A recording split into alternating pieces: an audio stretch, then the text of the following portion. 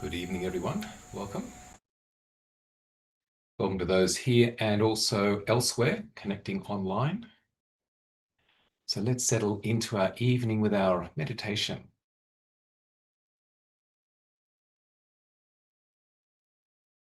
So having established our comfortable sitting position, aligning our body with some degree of symmetry, balance, poise, helping to enable an inner mindful presence. Our eyes gently closed, helping to bring awareness within, and having our initial deep, relaxing, letting go breath, using that outgoing breath to carry away any stress tension that may have been building in our body over the happening of the day, the happening of the week. Breathing out, relaxing, releasing, letting go. Meditation is a practice of letting go, relinquishing, releasing the mind from being caught up in roles with responsibilities, obligations, duty, stress, and thinking. So even giving our brain mind permission to not have to engage in the activity of thinking. Thoughts about what has been, thoughts about what might be, but rather focusing attentively in the present moment, this place and point of existence, the present. Developing a here, now, knowing awareness. And particularly using our breath as our reference point for the present. Mindfulness of breathing, helping to develop focus, mental composure, concentration, and inner calm presence. So firstly, feeling into our body with awareness, feeling grounded, settled, centered.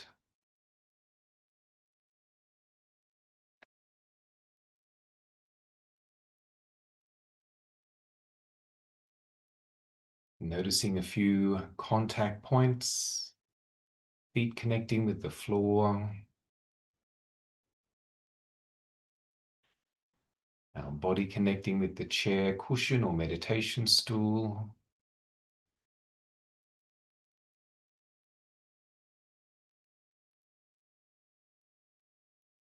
Our hands resting in our lap.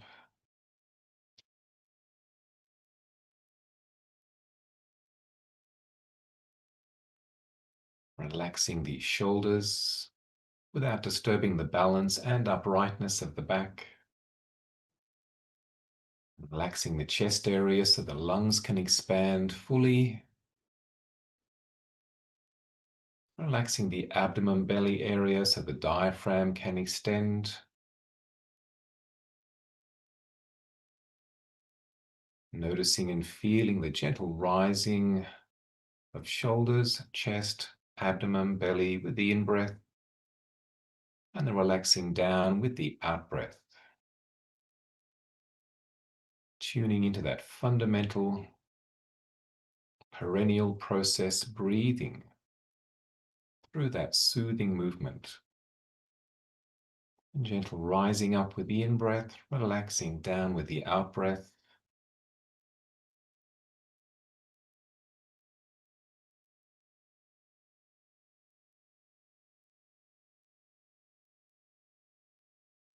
Noticing also our face, maybe feeling the air connecting with our face.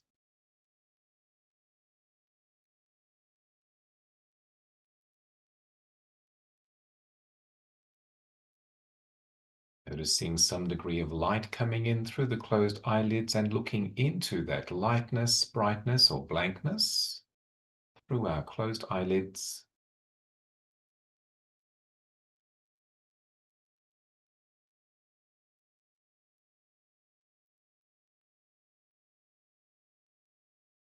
And not being distracted or disturbed by background sounds that we might hear, particularly also the internal mental sight or sounds of thoughts, not engaging with those, but rather bringing our attention to focus onto the sensation of the breath at the nose nostril area, directing attention, sustaining attention to feel each natural inflow, outflow, focusing attention, leading to inner calm, clarity, peace, and presence.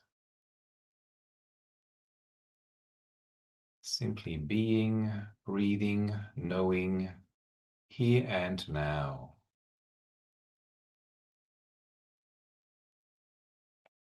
Developing our mindfulness, concentration, samadhi.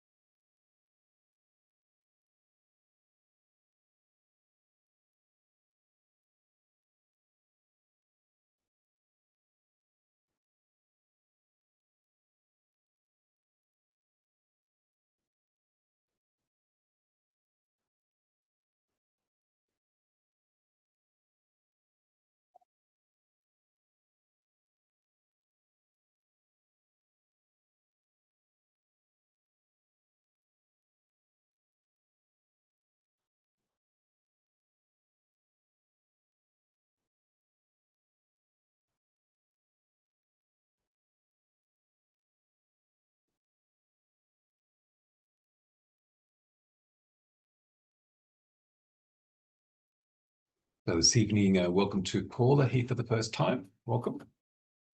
Paula attended my group in Sydney many years ago, 20 odd years ago.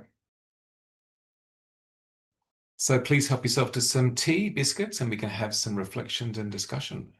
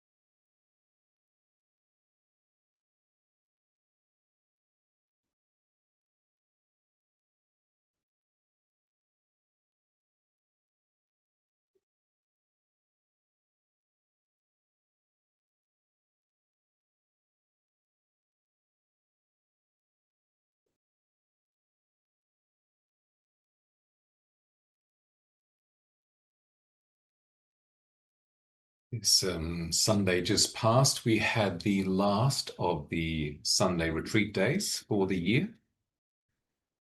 And in keeping with our usual traditional practice, using the Thursday after the Sunday as a bit of a reflection, remind, especially the Buddhist words, Ewa me sotang, thus have I heard.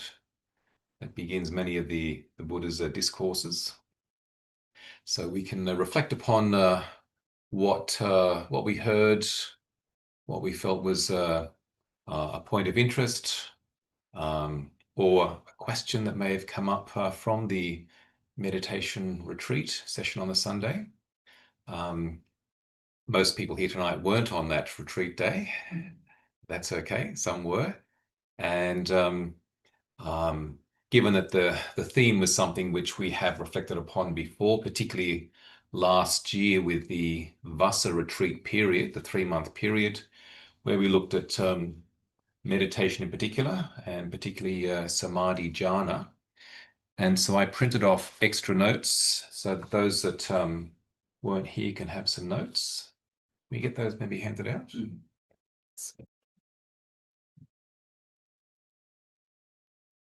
The theme of the meditation retreat was motivation for meditation, inspiration for samadhi. And I chose that theme because end of the year, it's often a time that things get busy and where we may have a regular routine of meditation, our meditation practice, ideally every day. But often things get a bit out of whack, out of kilter, routines change, things get busy, visitors or visiting other people, late nights and so forth, or being away camping someplace, and so you're maybe out of your usual place where you might be doing your meditation. So the inspiration and motivation to keep up with the meditation practice particularly when things are a bit busy. In fact, it's probably even more important to keep something which is essential for well-being, essential for clarity, mental composure, such as our meditation practice. It's a thing that often people they either meditate when things are good. Things are good, I'll do my meditation. When things get busy, stop the meditation. Or others, when things are busy and stressful, or they're not feeling well, oh, better get back into the meditation. But ideally that we practice meditation every day as part of our well-being program, part of our enlightenment program. So the Buddha certainly he recommended meditation for general well-being, but more so for the purpose of enlightenment, for full and final freedom. And as I mentioned on the Sunday, that the Buddha had practiced, before being the Buddha, as an unenlightened person, practiced various practices, yogic practices, ascetic practices, and found that they didn't lead to full and final freedom. And then he had the remembrance of when he was a child and he was sitting watching his father performing a ploughing ceremony, and his mind was uplifted, a sense of joy, and then he went into a very deep state of meditation called jhana, absorption. And he remembered that this was a state of purity, of clarity, of deep, profound peace, of pleasure that wasn't a pleasure that was due to seeing something, hearing something, tasting something. It was a pleasure of the mind, the pleasure that comes from a refined, clarified, even purified mind. And he'd been told that all pleasure is bad, give up pleasure, to the point he was giving up eating and almost had died with his ascetic practices. So he had this remembrance, and in the notes, quoting from the Buddha scriptures, where the Buddha said, "I considered, could jhana be the path to enlightenment? Then came the realization that is the path to enlightenment." So the Buddha then was able to take some food, gain his strength back, and then practice the deeper meditation, samadhi, jhana, purifying, clarifying the mind to be able to then see things accurately, clearly, and developing profound insight, letting go, and that led to full, final freedom, enlightenment. He then spent the next 45 years teaching, up until the time that he died, teaching and exhorting, explaining the importance of meditation for people. So it wasn't so much go and do exercises, go and perfect yoga, go and perfect debating, go and sort of learn wisdom philosophy. It was go and meditate, go and meditate, go and meditate. Even using the word janati in the scriptures is about janati, janati, janati. Go and practice jhana as a way to full and final freedom.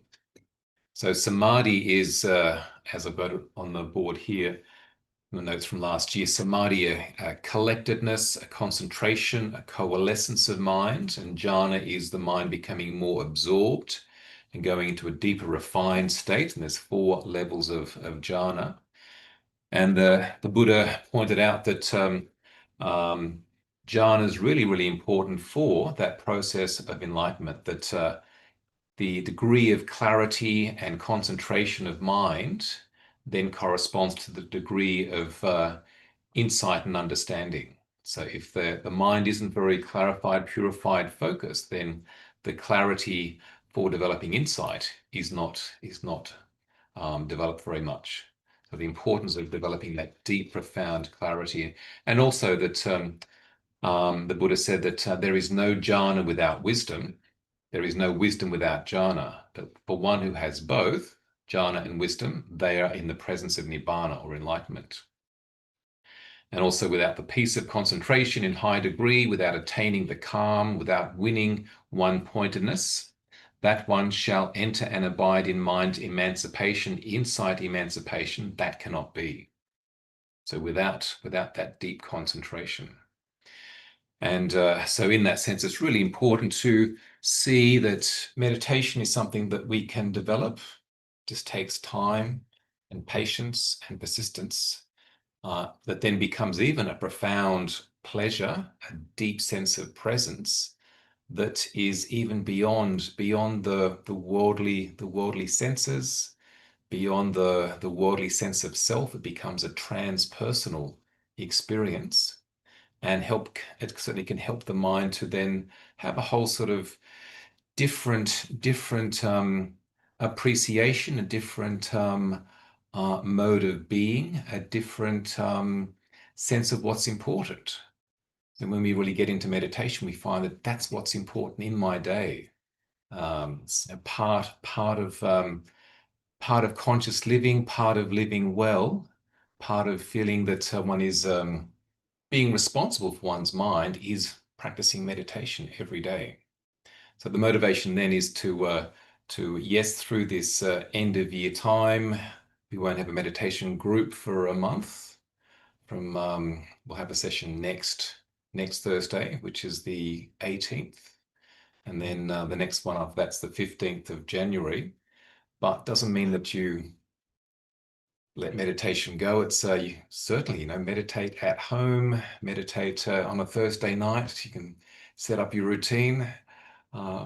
Christmas night, or then New Year's Eve or New Year's Day. New Year's Day is Thursday. Yeah, New Year's Day. New Year's Day, yeah.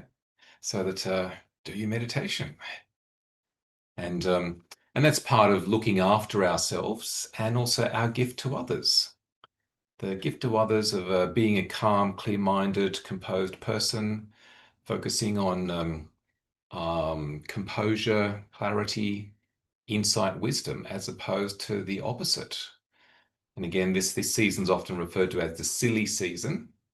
Things get a bit silly, but as I said on the Sunday, it can be the sati season, sati meaning mindfulness, Buddhist word for mindfulness, the sati season, or the spiritual season, a season to be more mindful, be more present, be more motivated. And particularly if you do have time off from work, then to maybe do some longer meditations, do some meditations at a different time of the day that you might be practicing meditation. Be in the presence of nirvana through your meditation practice. Get inspired, get motivated. Do a bit of a self-retreat for yourself if you like, or with your partner. If you've got a partner that meditates. So make it special for you. So on the Sunday, certainly the people got the notes, and for those that were on the retreat, anything that came up that was of interest, or anything you'd like to share from that, or any question about what we covered on the meditation retreat? Brendan? Yeah, John, for me, it was, reinforcing, a lot of things that, like you said, we've discussed and reflected on before. Certainly through my practice, meditation has become more and more special to me on a daily basis. And, I'd shared with you recently that it's almost 3 years now since I really dedicated myself to practicing every day. Yeah. And that's developed into a point where meditation practice really has its own momentum now. So there's an energy that has been slowly building over the last 3 years for me. So that's, just reinforcing constantly how important that is. And, I think of it similar to somebody who dedicates themselves to, an athletic pursuit or something where they're training and training and training. Yeah. They get fitter, stronger, faster, better at that. And certainly, for me, it feels like the results are there, like not just during my meditation, but it overflows into flow on all aspects of my life. So, I thank you constantly for being an influence on me in, introducing me to meditation and helping me. That's good. Build that practice. So that's good. Good. Yeah. Well, the beauty of the meditation is that it's working directly on the brain mind, and our whole life experience is mediated through our brain mind. So if we have a calmer, clearer, more accurate perception of experience, then whatever we're perceiving is going to be perceived with more clarity, understanding, and less being caught into that sort of amygdala response, that fight, flight, freeze response. And so that it's like, with you wear glasses, that everything that you see is seen through the glasses. So if the glasses are dirty or scratched, then it's going to affect how we perceive things. So the mind, and certainly the Buddha said the mind is the forerunner of all things. The mind creates our whole experience. So it's important to look into and look after the mind. It's like common sense. It's a real gift that, I do have that awareness and calmness, that especially when things get extra busy, there's the ability to kind of pause and step back and be aware of what's happening instead of getting caught up in it and losing that awareness. So that's really very powerful. Good. Justin, any reflections from you? From the Sunday? Yeah. Well, I was only here for a brief period on the Sunday, but yeah, I guess reinforcing we're just talking about motivation. So I was sort of reflecting maybe on the point of balance, I suppose, in a meditation practice, or within a meditation, just finding that that point of balance. And I find that quite motivating. So even with the body, finding that balance between like an upright posture that creates a sense of energy, but also a sort of certain relaxedness that allows I suppose the body to breathe naturally, and the mind to sort of be at peace. So I think from that Sunday I was just looking at that sort of practice as a point of balance, and how do you find that? And certainly, like, it's something that one develops understanding of over time. Often people get caught into the extremes of pushing too hard to begin with, or then not putting enough effort in later on. So it's finding that right balance, that right effort as a path or practice factor, and even within each meditation, each individual meditation, it's about finding the right balance, because every meditation that we do is going to be different from the one we've done before. We're different, and it's finding, okay, how much effort do we put in? Do we put in this amount or that amount, and modifying it for that particular meditation, so we have that balance. And even within the session of the meditation, the balance may need to be modified as well, because when we sit down, we might be very energized, so just, okay, calm down, relax. After a while, relax, getting a bit too relaxed, okay, put more energy in, put more effort. So it's finding that balance, right to the moment to moment balance as well. And that can be a bit of a metaphor for life as well, how we live our life, and finding the balance in the day, in the hour, in the minute, in the moment, so that we're keeping things in the right sort of order, not too tight, not too loose.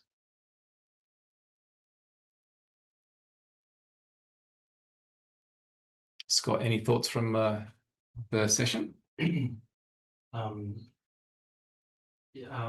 Well, what's been on my mind a bit is or reflecting on a bit, is you were saying like the Buddha said, didn't say go do yoga, didn't say go meditate. I was reflecting on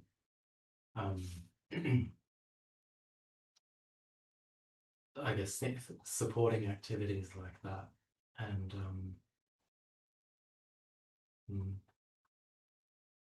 how do I put it? I guess maybe with meditation, they start to become meditations, and maybe affects a I don't have good words for this, but the kind of the meditative kind of process starting to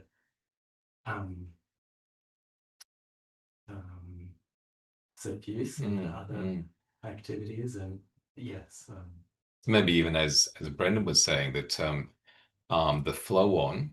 So if you have your meditation practice, then and the result of that is the state of mind, the nature of mind, the mental mode that one has, and then that flows on into whatever else you are doing, so that other things in life become meditative, mindful things, and then also they then, because we're doing them mindfully, they then support also the more formal mindfulness, which we call meditation.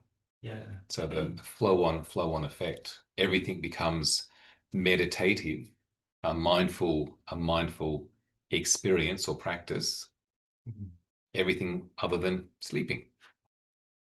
Yes, and I think with the maybe discovering like the complementary or like maybe synergistic kind of effects of, yes, I guess that's what you're saying about supportive, but how an intuition builds over, this is going to help me back.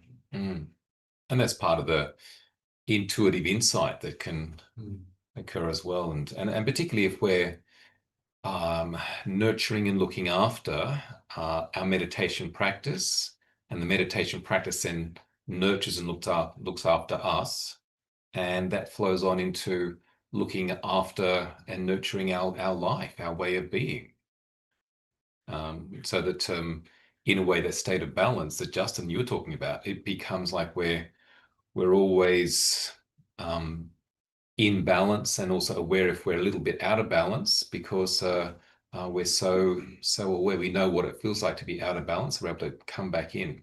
Some people, they're so out of balance, they don't even know they're out of balance. So that things start to flow, and life becomes meditation.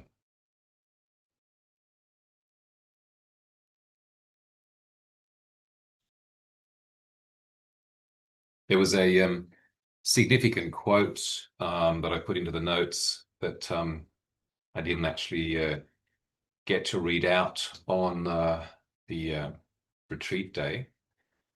It's down on the end of the notes, and where the Buddha pointed out what would cause the decline of Buddhism, the decline of Buddha Dharma. 5 things, and so that in a way it's a type of warning, a type of information to be careful about not getting caught into allowing these 5 things to decline, so that therefore we have Buddhism, Buddhist practice, and Buddhist teachings that can last a long time. But he says there are 5 detrimental things that lead to the decay and disappearance of the true Dharma. What are the 5? Here, the bhikkhus, monks, the bhikkhunis, nuns, the male lay followers and the female lay followers dwell without reverence and deference towards the teacher, the Buddha, towards the Dharma, the teachings, towards the Sangha, the enlightened disciples, towards the Vinaya, the training rules, without reverence and deference towards Samadhi, concentration. These are the 5 detrimental things that lead to the decay and disappearance of the true Dhamma. So interesting, even the word true Dharma, because there can be Dharma but not particularly true Dharma. So Buddhism is huge, and there's a lot in Buddhism that is not the Buddha's teachings, but it's, well, this is Buddhism, and but it's not what the Buddha said and taught. Same in other traditions as well. And so that it's important to be aware that the true Dharma, to protect the Buddha's true teachings, there needs to be those 5 things that are looked after. So deference and reverence and respect of the Buddha, Siddhartha Gautama, the Buddha, his teachings, the Dharma, which we certainly have preserved in the Pali Canon. We can look up and see what are these teachings. Someone says, "Oh, the Buddha said this." Well, okay, well, let's have a look. Did he actually say that? No, that's some sort of New Age saying that's attributed to the Buddha. To the Sangha, enlightened disciples that show, yes, that people can get fully enlightened on this practice. And towards the discipline, particularly for monastics, if they're not practicing the discipline that has been prescribed for monastics to practice, the Vinaya, then because they represent the Buddha, the Buddha's teachings, they're not practicing the discipline properly, then teachings become corrupt, not practiced properly. People sort of then despise Buddhist monks and nuns. Oh, they're not practicing properly. They're not following the discipline, the rules. They're slack. We don't respect them anymore. So important to respect and practice the discipline. And lastly, the meditation, particularly samadhi, concentration meditation. So I think that's quite significant that the Buddha pointed that out. Any thoughts or questions about that? I thought it was really interesting with the monks that came here from California, and I wasn't here the week we reflected on that because I've been away. So I haven't been able to come to the sessions, but I found that visit really awesome. Felt really great afterwards too. It really had a lasting presence. The conversation and the meditation. But yeah, I thought they had some interesting insights that were quite simple and I thought it was a really great good session. And I liked how, well, it just was sort of just a personal reflection, but they had asked, if you had a mantra, you made your own mantra, you just thought of one. And the one I thought of that just sprung to my mind, what ended up being what they kind of unpacked and spoke about in terms of, completeness or incompleteness in the West, and like constant longing and imperfection and all these things. But anyway, it was just this, the enough thing. Yeah. And it was just so refreshing that they just spoke about the metta and these moments of self, and just general love for others and interconnectedness and self-love. And it was just really light and simple, uplifting. Yeah. Often the best teachings and the best practices are the simple ones, not the complex, confusing ones.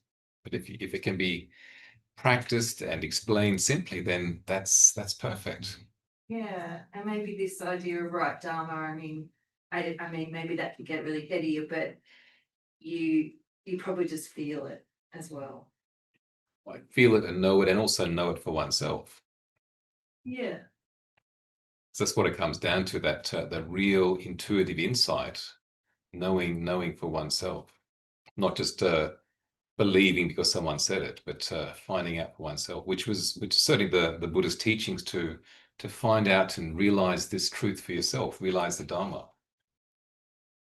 In fact, I mentioned on the retreat that the Buddha's last words, so that just before he died, his last words were,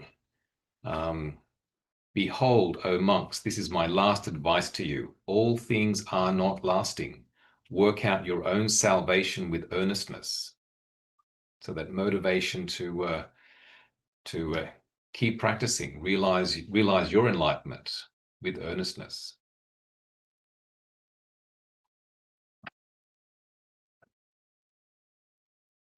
Brendan? Yeah, John, will just share quickly. So one of the things that I took from when the Mahayana monks were here was what Justin had brought up about being gentle with oneself.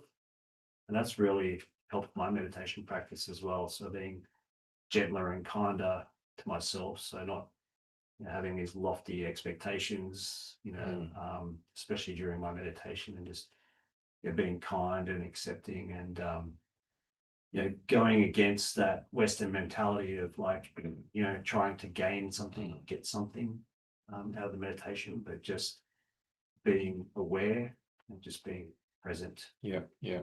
So that attitude and that approach has been really helpful. And particularly when we can appreciate that the meditation really is a process of letting go, as opposed to getting, gaining, holding, grasping. It's about letting go, letting go, letting go.